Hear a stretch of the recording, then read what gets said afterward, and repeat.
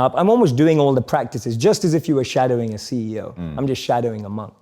And so I'm just shadowing his lifestyle. So we wake up, he's like one of the most elite monks. So we're waking up at like 2 a.m. every day after sleeping at like 9 or 10 p.m. And then we study these ancient Vedas, which are 5,000 plus years old, together. And we spend 2 hours, and I'm studying with the best of the best here. So he can like analyze and assimilate, and I'm learning fast, taking notes. Then 4 a.m. we go to collective meditation. We do those practices with the other monks as well. 6 a.m. we have personal meditation. So I'm literally going through the life of a monk and falling in love with it step by step, going, wow, I've never had this experience before. I just threw myself in, and I was practicing it to the T, right? It wasn't like, oh no, my back hurts when I sit on the floor, I can't stay here for too long, or today when people are like, oh, I can't meditate for longer than 2 minutes. I was like, no, I'm gonna do it for 2 hours. If that's what they're doing, I'm gonna give it a go. Because I can only test, the hypothesis will only be true if the experiment is carried out to the degree that they are. So if the hypothesis is, if you live like this, you'll be happy, more fulfilled, then I want to do that. All right, so let's explore this then through the lens of creating one's own perfect life. Yes. Which is pretty interesting, especially because I think this is so accurate to the way that most people are. It's not like, oh, there's some grand missing thing in my life, but you took that first action. So codify this for me, or for anybody that they don't know what their ideal life looks like, they just know that they're not living it yet. Mm-hmm. So step number 1 is take it seriously. To find out if the hypothesis is true or not, you have to take the experiment, you have to do it sincerely. Mm-hmm. What comes after that? I think even one step before that is opening yourself up to new role models and new experiences. See, we live in echo chambers. We're just surrounded by the same thinking. How often do you bump into a monk? It just doesn't happen. No one has a dinner party and goes, oh yeah, we just invited the monk, from town, like the local monk. Like no one ever does that. And so we meet people who are just like us most of the time.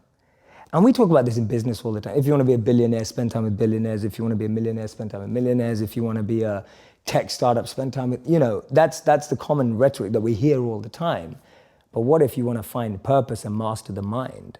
There's no one better than a monk who's mastered the mind. So for me, the first step is just opening yourself up to new experiences and new role models. Because most of us can't see ourselves in people, so then we try and fit ourselves into the boxes that we do see. And I mean, there's this beautiful quote that I've been saying it everywhere, and I wish I wrote it, but I didn't. So it's by a philosopher and writer named Cooley. And he said that today, I'm not what I think I am. I'm not what you think I am. I am what I think you think I am. Right? And just let that blow your mind for a moment. It's so powerful. I'm not what I think I am. I'm not what you think I am. I am what I think you think I am. So we live in this perception of a perception of ourselves. Hence, my identity is made by what my parents think I should be. My identity is made up by what my college or university thinks I should achieve. While you're living in that bubble and that echo chamber, getting to what you really want to do is impossible, because maybe that just doesn't fit. And I think so many people feel that way today, that they don't fit into the current education system. They don't fit with the 3 or 4 or 5 careers that you're taught exist. So that process of self-excavation and actualization first requires being exposed. You can't be what you can't see. If I never saw a monk, I would never have wanted to be a monk. If I never meet a billionaire, I wouldn't want to be one, because I wouldn't know what that feels like. I don't know what it looks like. I don't know what it takes. And I think that's the biggest challenge of our society, that we're not exposed. So that's the first step, being exposed to unique experiences and role models. Second step is finding that experience or role model that you're passionate about, and exactly like you said, taking it seriously. Shadow them, network with them, spend time with them, observe them, even from afar. It takes that observation, being addicted to observing that person's lifestyle. And then the third step is going yes or no. Does that work for me? Not everyone who's going to go off and become a monk is going to feel like the way I did, and that's cool.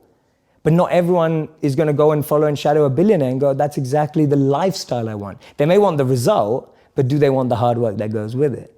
And so for me, that's the third step. It's observing, focusing, shadowing, getting as close to the process of that individual and then going yes or no. Do I want that process? Not do I want the result? Everyone wants to be that monk who's fully enlightened, can walk through, has an incredible aura that people just gravitate towards. But when you realize he has to wake up at 2 a.m. every day and sleeps about 4 to 6 hours, you're like, I don't want to do that. that doesn't sound like me. Yeah. All right, so a couple things. One, you said he's as powerful as he is. Yeah. Define power for me. Power being, so from a monk's perspective, the greatest power is to be self-controlled. To be able to train the mind and energy to focus it exactly where you want it and when you want it to be.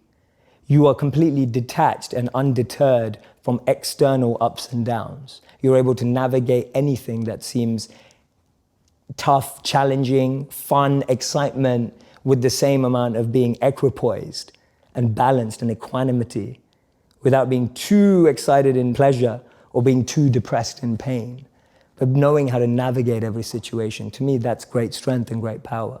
I heard in one of your talks, you were saying that if you look at a literal lifeline, a heartbeat, for instance, it's up and it's down, and people have this sense that something like enlightenment would be that the equanimity forever and just an even keel. And you said, but what does that resemble? It resembles a flat line when you die. Correct. So what is it like? What I love about you is you sort of went into the wilderness of being a monk, but you've brought it back to the real world. Because when you talk about a monk, you talk about them being detached, and that to me seems like the only real way to have that sort of super even keel existence, which is not appealing to me personally. So if you're bringing back that notion of power of having control over yourself, not letting your emotions take you everywhere, but knowing that life is the series of ups and downs, what does that power look like when it's brought back? Absolutely, and actually that's the whole aim of monk training. It's more like a training system than it is a lifelong commitment. It is bringing that mindset into the real world where you get to test it. Now, I got to do that for real when I left being a monk around 5 years ago. And when I left, it was like, oh my God, I'm in the real world now again. Real world. I have to think about how to apply all this. I'm gonna test for real all this stuff that I've learned. And I was scared. Like, I was nervous, I was anxious, and all those things that I've been trained not to be rushed back.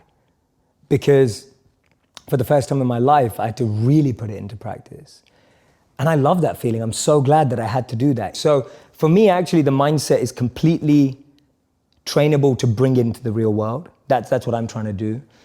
And what it allows you to do is, it allows you to gain clarity and perspective when you need it. Because you know when you can just take a bird's eye view from something. You know when you need to get close into something. You know when you need to pull back from something. There's a beautiful verse in the Bhagavad Gita that says that detachment is not that you own nothing. Detachment is that nothing owns you. And I love it, because to me that summarizes detachment in a way that it's not usually explained. Usually people see detachment as being away from everything. Actually, the greatest detachment is being close to everything and not letting it consume and own you. And that's real power, that's real strength. How many people do we know that have had fame and then that fame has ruined them? So for me, that definition of detachment is possible to practice even in the real world, rather than saying, oh, I'm just gonna have a really simple life, I'm just gonna have nothing in life. What was the best part about being a monk? The best part about being a monk is that your morning routine and practices are so powerful that you can actually aspire for more incredible values in life. Because your mind is clear. Because your mind is clear. And you have that ability to have more clarity so you can seek that which is higher. So I'll give an example of what I mean. Define, is that what you're about to define? What is higher? Yes, exactly. So for me,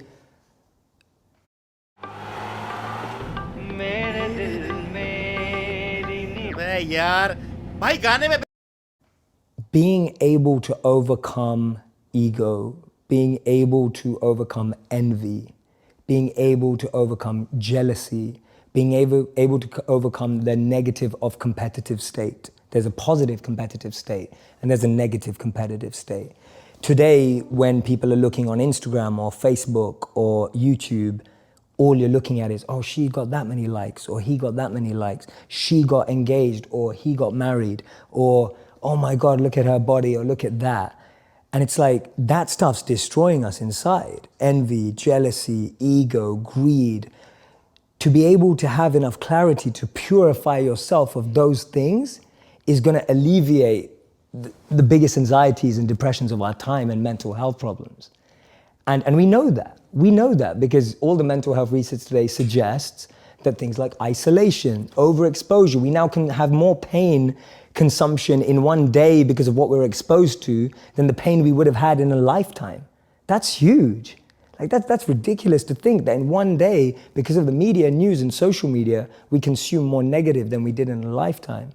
For me, being able to have time, energy, and clarity to focus on self-purification, that is the best thing about being a monk. Because you have that time, reflection, and a process, and an environment that only allows you to become more purified of those things. So if I was the interviewer that I wanted to be, I would have asked you this question when we were on the topic, but I'm going to go back just because it's important enough. You gave us the 3 ways that you can really construct your ideal life, but define an ideal life for me. So an ideal life for me is a life, and this applies to a company, an organization, an institution for me, is an ideal life is when we all have a head, a heart, and a hand, all 3 elements together, working in alignment.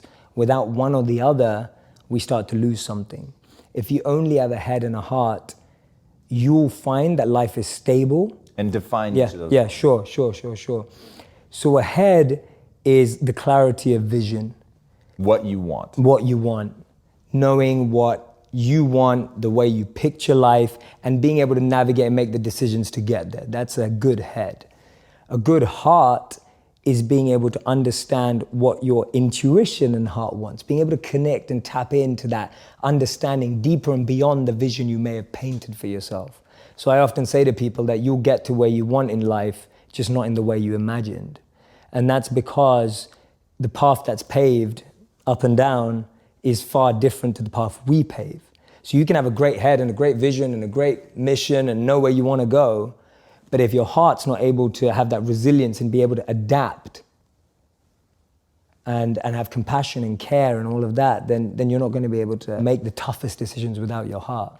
But to be able to realize that we need to care and be sustainable and long-lasting requires a heart. And a hand is that service, wanting to pass that on, that which you have, wanting to give it forward, pay it forward.